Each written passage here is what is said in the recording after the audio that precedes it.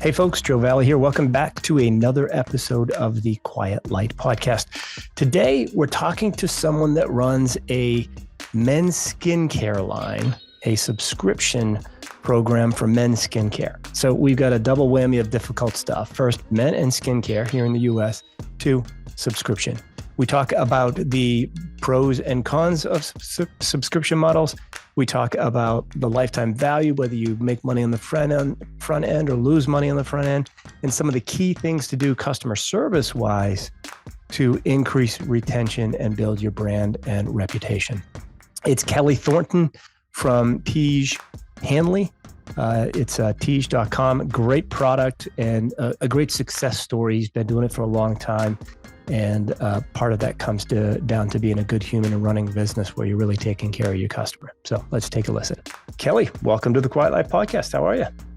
Great, Joe. Thanks for having me. Whereabouts in the world are you hailing from right now?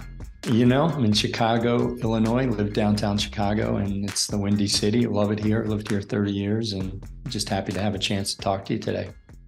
Glad you're on. Why don't you tell the folks that are listening about yourself and what you do? Yeah, I sell skincare.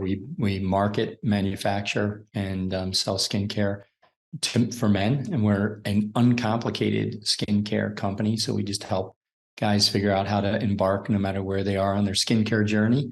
And we sell it. We do that by selling systems. So we sell kind of a basic system, and we sell some advanced anti-aging systems. We sell some acne systems for guys that are looking to deal with some acne issues. So we're a skincare company. We're a direct-to-consumer brand, and just having a lot of fun in the social and e-commerce space. I would think right away that's a tough sell, right? You're selling skincare to men. First, back up a little bit. Did you buy the company? Did you found the company? Go back to how the hell you got into skincare for men. Yeah, I founded the company. It's my third rodeo, and my second, I had a global design agency, and we were doing a lot of work for a lot of big CPG brands, the Unilever, P&G, those companies of the world. And they're very interested in understanding how men were shopping. And we were kind of a shopper marketing company agency. We were helping them understand how men were shopping the category. They wanted to expand some of their global brands like Axe and Dove into more skincare and face care specific outside of just male grooming. And we were helping them understand that. And through our travel, particularly in Asia and Europe, we realized that skincare was really popular for men, was really popular in a lot of places in the world, and had been growing like triple-digit growth year over year in Southeast Asia and China. And we saw an opportunity to bring that, to the American consumer through helping them educate about why it's important for a guy to take care of his skin. And we tested out a few things, and we actually failed in the first launch of Tiege, our version 1 in 2015. And we were doing a few things wrong, and we were able to, regroup and relaunch in the spring or July of 2016. And it's been up and away every year since. I got to attest that I'm using it. You sent me some after we talked last month. Folks, I look beautiful, don't I? I mean, incredibly handsome skin, so supple. Really, you just want to reach through the camera and touch my face. I know you do. Okay. The system, though, Kelley, that's the key for me. Like, how did you design or what made you think about the fact that a system would work best for men? And let's talk about this in the concept of all e-commerce. What makes your process in this case work for what I would think would be a very difficult product to sell or category of people to sell to in this case, skincare? Yeah, you're right. And actually selling systems doesn't make it easier for us. First, it makes sense for me though. Like I'm like, okay, step 1, I could do this, step 2, step 3, because you've got 5 or 6 things that came in the package. So that is the concept. I mean, when you would go into a Carrefour or a Big C, or Boots, and in Asia or UK, there would be a plethora of skincare. I mean, especially in Asia, you go to Sogo and Taipei, and Lab Series, which is part of Estee Lauder, they would have 100 different items for a guy to buy, with pictures of guys with like Fabio looking guys with water, off their chest. And this is what they're trying to use to sell to guys, the concept of taking care of their skin. And to me, it just seemed completely ridiculous. Sounds awful. Thank you for saying that. It's just awful. I mean, it's just ridiculous. Like, that is not, the mentality of men, obviously very different in my humble opinion than the way women think about themselves and the way they look. Guys, we tend to be pretty guerrilla style. Like, sometimes our shirts are hanging out the back of our belts and we don't really realize that. And, going into buying, figuring out what a man needs to use to take care of his skin, it's kind of a ridiculous task for us. And I know I'm painting with a broad brush, but generally speaking. No, you are. Look, when your product arrived at my house, my wife said, "What did you order? I know all of this stuff. You should just come to me for this stuff." Right. And then she dug into it and she liked it and was impressed. But even for a man, asking my wife, it would have made it so much harder, because she would have been little one-off pieces that she gets because for the years and years of research she's done. I just want everything simple in a box. Yeah, we just want to know what to use, so we just box up stuff. So we it's really simple. I mean, our essential box just comes with a face wash that you should use twice a day, morning and night. And for people that haven't typically used like a face wash to wash their face, they're using water or bar soap or hand soap. You should just use like a super high quality face wash. And there's a lot of great face washes out there. But you really need to use a high quality face wash. And then you just need to put a moisturizer on. And that's kind of like where we start things. So our body. Kelley, by the way, people is 83 years old. If you can see him on, you understand this product actually works. It's unbelievable. I'm exaggerating greatly. The concept, though, in terms of steps and selling, direct to consumer to men, product aside, it's a great product, right? We're not trying to sell the product here. We're trying to teach people understanding e-commerce and selling steps and selling to a hard market like men, where, we're gorillas. We don't really think about skincare. What challenges have you had? What failures? What did you do wrong on that first launch that you had, and that kind of stuff? Yeah. Well, look, our challenge is there's 3 different hurdles that we have to get over when we're trying to acquire customers. The first is that they need to take care of their skin. On that front, I think, society is changing a lot, like the way that men are thought about, and how they have more permission, how men have more permission now than ever before to take care of themselves from society. Yep. There's a lot more leeway out there. When I grew up, if you ate like a salad, that made you less of a man, like these basic, ridiculous concepts.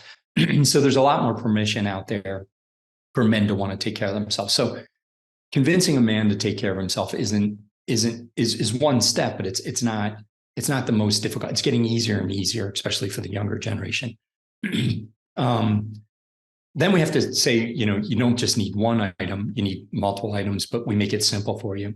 And then lastly, we're a subscription company. So it's about, understanding that a guy needs to kind of stick with this over time. And that's where, Malcolm Gladwell, 10,000 hours comes, into mind, right? That you have to repeat something over and over again to get good at it. And, but we find that a lot of guys can relate to that, because a lot of guys are taking regular steps. They have really healthy routines in their lives, whether it's getting up and taking a walk every day, or running or going to the gym. And so those are the 3 things. So that's what makes it very difficult for us is to get people over those 3 humps. Let's talk about the subscription aspect of it and your marketing plan, right? We don't want to get into too much details about, Tiege and what you do, exactly and what you spend, but this is something where you're trying to acquire a new customer. I would assume you've got a pretty good idea what the lifetime value of that customer is. Early on, did you go with a model of, I need to make money on that first sale, or are you okay breaking even or even losing? And where are you today? Yeah, that's an awesome question. So For those that aren't in the econ business, direct-to-consumer e-commerce business, it's really a very combination of art and science. There's a tremendous amount of data that's used to decide how we spend our dollars every day.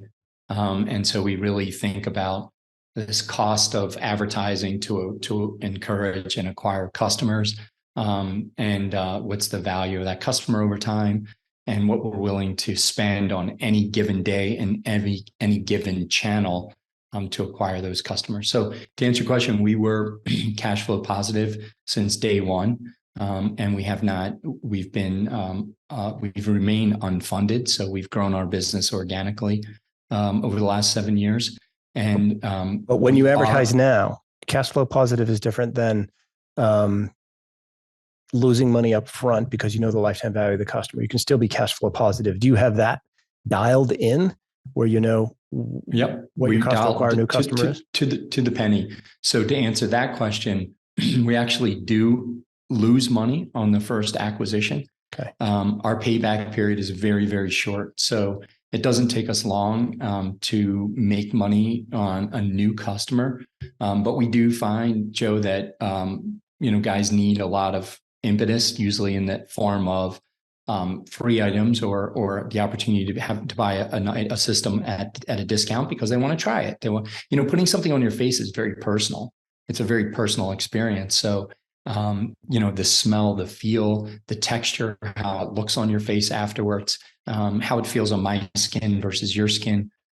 So we do want to have a chance for a guy to try our product. We want to lower the barrier of entry as much as possible by offering a very, very, very competitive price. So we do lose a little bit of money on the first box. Did you lose, when did you say it's okay to lose money on the front end? Did this happen right away, or was it a year or two or three into it? Yeah, it started pretty quickly as we started to understand the economics of the business. Okay. And as we started to understand the economics of the business, we realized that we understood, what the likelihood of a customer returning to make purchases from us over time. And then we started dialing into what that exact value is. And there's two different metrics we use there. We use a fully loaded lifetime value because we have guys that have been here 5 and 6 years. Yeah. So they're contributing a lot of money to our overall lifetime value averages.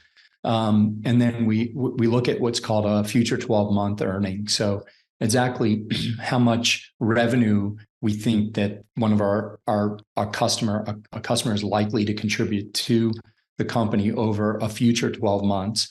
And then we look at that based on cohorts. So where they're from, what region they're from, how old they are, what channel they came in from, meaning did they see an ad on YouTube? Was it a YouTube influencer or Instagram? Or how did they end up, learning about our company? You've got it really dialed in then. And then did you develop the software to do all of this, or is it software that you found that allows you to really dive that far into the values and where they're coming from? Originally, it's spreadsheets. God, I hated that. I did that too. Just calculating lifetime value. Yeah. Right. So and tricky. then eventually, it's creating data lakes. So creating, taking all of our sources of data from, Google Analytics, our platform Shopify, our shipping partners, taking all that data, putting it into a data lake.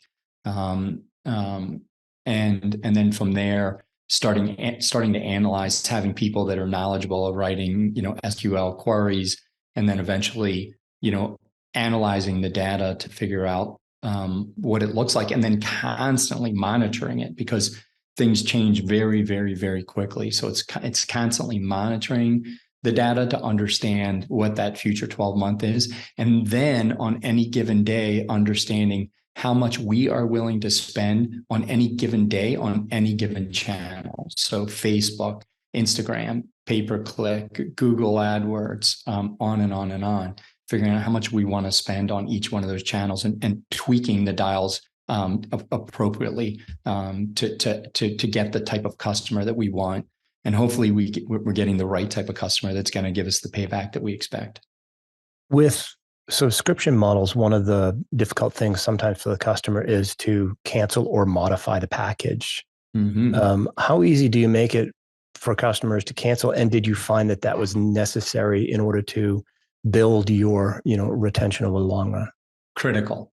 Like the customer experience aspect or the customer service aspect is do or die. I mean, we live in the Amazon world, right? Where you get something same day or next day. If you don't like something, you send it back. Amazon gives you another one. So we're considered what we call here is a modern day subscription. And what that means is we are a complete pain in the ass free. We'll give you your money back. We'll ship you a new box. We'll give you a refund for something that you used 90 days ago. Probably not good for my business to say this on your show, but we really will bend over backwards. And yes, there is abuse, and our team monitors that. Yeah. But it is just part of the business. And so we do everything we possibly can to make it easy for people to quit. And people that, are really give us a hard time. We actually give them discount codes for our custom, for our competitors. We say like, look, if you don't, no problem. Well, here's your money back. And here's a discount code for one of our biggest competitors, go buy from them. I'm sorry. How do you get discount codes for your biggest competitors? Oh, we'll just search for them because we're monitoring on all of the social channels, what our competitors are doing. Right. So we're seeing what everybody's doing on any given week out there. And how does taking care of the customer in this way, bending over backwards for them, impact your chargebacks, if at all? Is this something you ever had an issue with that most subscription models do? I actually look at it on the other side. I look at it on the flip side of that question, right? It's not how much does it impact our chargebacks, it's how much does it impact our success? How much does it impact our retention? How much is it that, it's not like you and I are watching, some NCAA hoops this weekend. And I'm saying, Joe, your skin looks amazing. Let's go down to Nordstrom and, check out what's there. But if you're very happy with your company, your relationship with Tiege Hanley, you've gotten, everything you needed from us flawlessly. And when you had problems, we've taken care of you. You might recommend to your son. You might say, hey, my son's at school right now. And, you might be having dinner with him and say, what are you using? Your skin looks like crap. Like, why don't you try this? So it's about pay it forward, on the customer's experience and being a modern day subscription of getting guys to stay here and potentially getting guys to say, I use a really great skincare company. You should give them a try. So it's that type of thing. And then on the other question you asked, we do, once a guy buys a system, we allow them to fully customize. So we just want them to try the box one time and see what they like and don't like. And then you can do anything you want. You can buy any one of our grooming products like body wash or deodorant, or a lip balm, a bar soap, et cetera, a face mask. And you can put that in your box, or you could just get it in your box the next time, or make that one item come every 3 months. You can do whatever you want. So we're complete pain in the ass free, modern subscription business. Okay. Is that written down? Is that a logo somewhere? Because it sounds pretty cool. Pain in the ass free, modern subscription business. Yeah. PETA free. I don't know. I think, it's kind of like the mantra of our customer experience team. I mean, it's crazy kind of some of the stuff they do. We had a guy call in and say, I shouldn't say it this way because it sounds like I'm making fun of it. It's not, but his house burnt down. And he said, I lost I don't have anything. And I really want to continue my subscription business or my skincare routine. And, we send him skincare. We got an email about 60 days ago from a woman in the UK, and she'd actually been paying for her son's acne treatments. And he's a Tiege Hanley user. And she sent us a note and said she was recently diagnosed with cancer. She's in the hospital. She can't afford to pay for her son's subscription. He loves it so much. She wanted to know if it was okay to cancel. She wants to join at a later date. And we said, don't worry about it. We'll take care of your son and send him boxes for the next several months until you can decide whether or not it's something you can afford to continue. Yeah. And I think like that is the right way to run a subscription business. It's the right way to run any business, just being a good human. It's not trying to take as much money from the other party as possible. If you treat them well, and care about them and help them as much as possible, in the long run, they're going to help your business and you're going to grow. So I like it. With your model, you started off of Amazon, if I understand it correctly. Have you taken the leap there? Are you? We do very well on Amazon. Okay. Yeah. What was it like for you? A lot of people that start, off of Amazon, they grind it out and they make it work, and then they're hesitant to actually jump to the Amazon channel because they just don't know it. Yeah. And I tell them how crazy they are because I generally don't shop anywhere but Amazon. Right. So for you, how long were you successful off of Amazon? And, what was the decision like to go on and try selling on Amazon? Yeah, well, you just said it. So if 40% of Google searches are on, or 40% of searches are on Amazon, for any brand not to be taking Amazon very, very seriously, I think is a misstep. We consider it another channel, right? So just as there's many channels on the Google properties, and the Meta properties, and affiliates and partnerships and everything else, we look at Amazon as another channel for us. So I think from that perspective, getting on Amazon as a channel pretty quickly is a smart thing to do for most brands. But you have to be clear about what your strategy is, as you do on any channel. Like, what is your strategy on Amazon? Our strategy originally on Amazon was to have visibility. So it was that simple. I mean, that very sophomoric, just make sure we're on Amazon. So if people are checking us out, we're not going to be found at bricks and mortar. Let them see us on Amazon. If they want to buy there, they can. We really weren't doing much care and feeding. We were charging, and we were following Amazon's rules of service, but we were charging more. We had slightly different systems, and we were charging more money on Amazon. We were allowing people to buy on Amazon if they want. We weren't sending traffic to Amazon. We were just letting people find us organically. As that evolved over the last several years, it's been about 3 years now, 2.5, 3 years, that we've been we take Amazon as a very, very serious channel. We spend a lot of resources. We have a channel lead on it, project team on it, and our senior director of growth spends time on it. So it's a critical channel, just like anything else.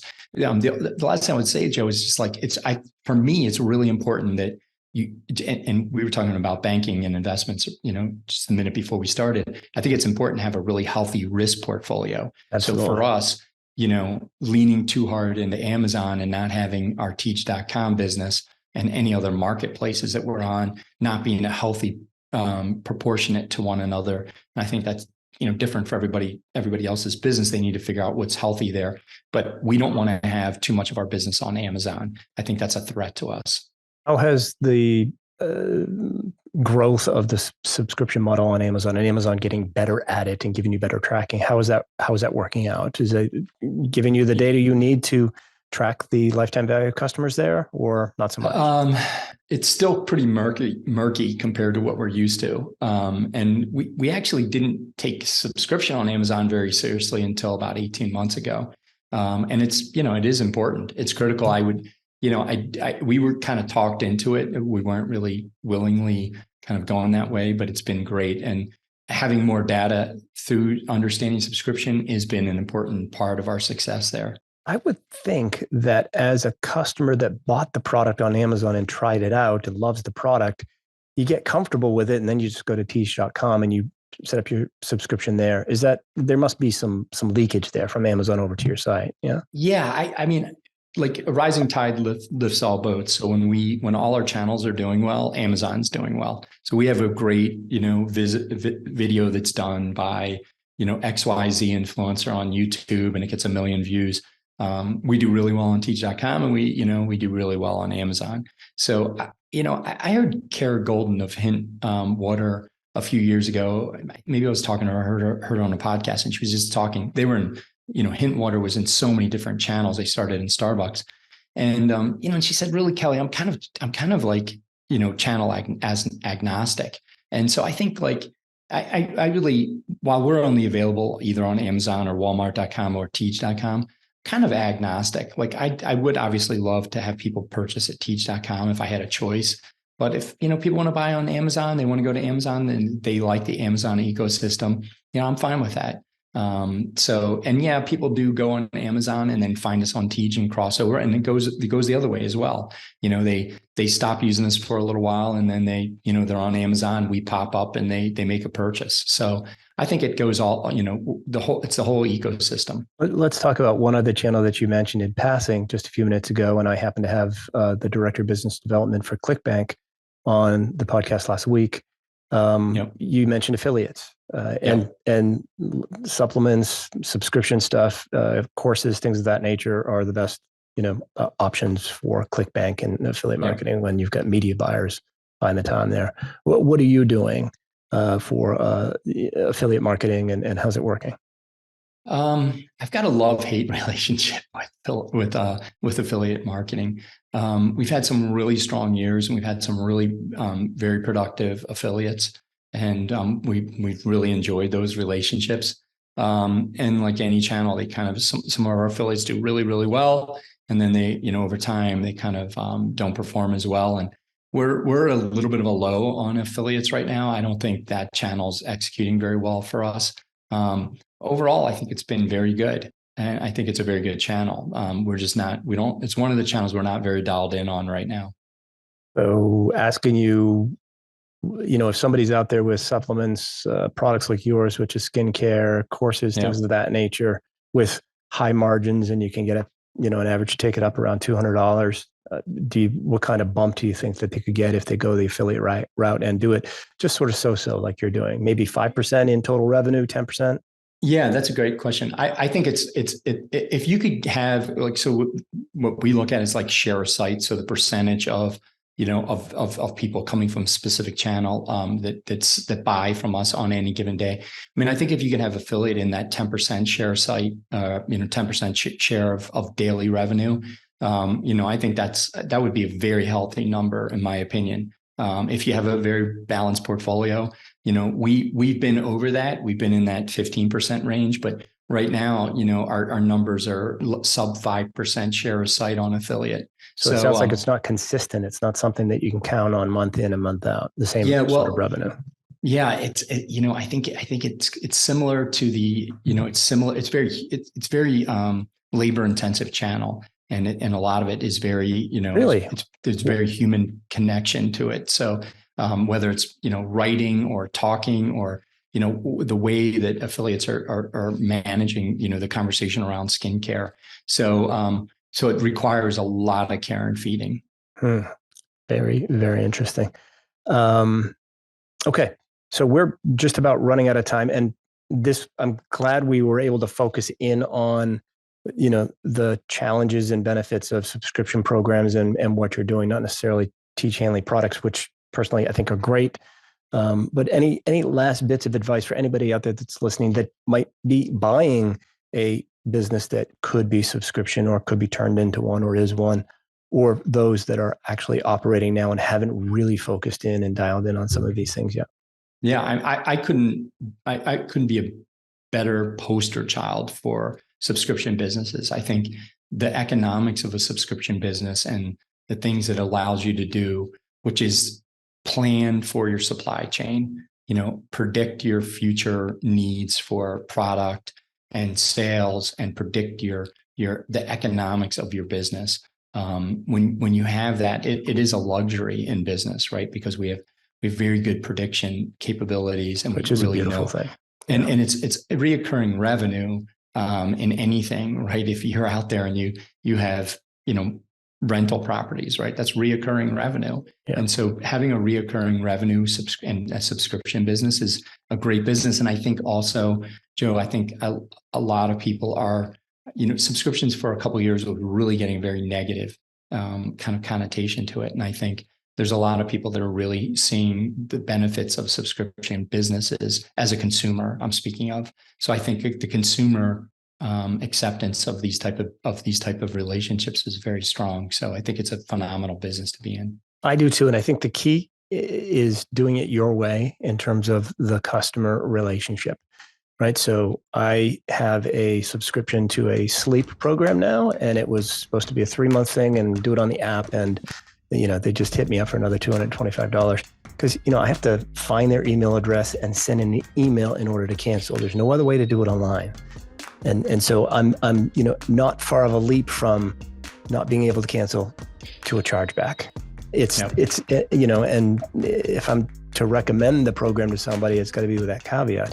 In your situation, because you take good care of the customers, as everyone should, that is only going to help, the customer is going to help grow the business. Is exactly what you're doing with this subscription program. It's a mouthful for me today. I think you're doing great stuff. I appreciate your time, Kelley. Thanks, Joe. Thank you for your interest in what we're doing. I appreciate it very much. I do know that actually your assistant sent me an email with a discount code as well, right? We do. Do you know what that is for the Quiet Light audience? Yeah, it's Tiege, TIEGE.com /Quiet Light Podcast. Quiet Light Podcast. It's 30% off, and I think we've got a free item on that. A body wash or a bar soap or something. It's a great deal. Sweet. So, yep. I'm going to take advantage of it myself. All right. Thank you. I appreciate your time. Thanks, Kelley. Have a good day.